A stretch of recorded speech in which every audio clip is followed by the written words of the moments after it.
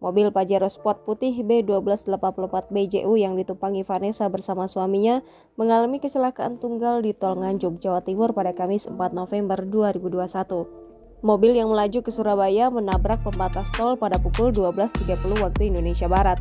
Selain Vanessa dan suami, ada 3 penumpang lainnya di dalam mobil tersebut termasuk sang sopir. Tubagus Jody sudah berstatus tersangka kasus kecelakaan Vanessa Angel di Tol Jombang.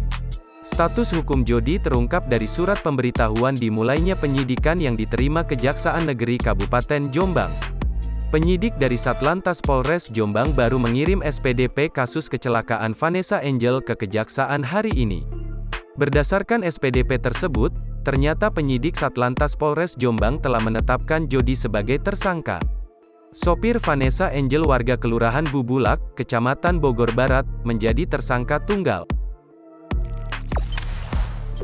Jangan lupa subscribe, share, komen, dan like ya!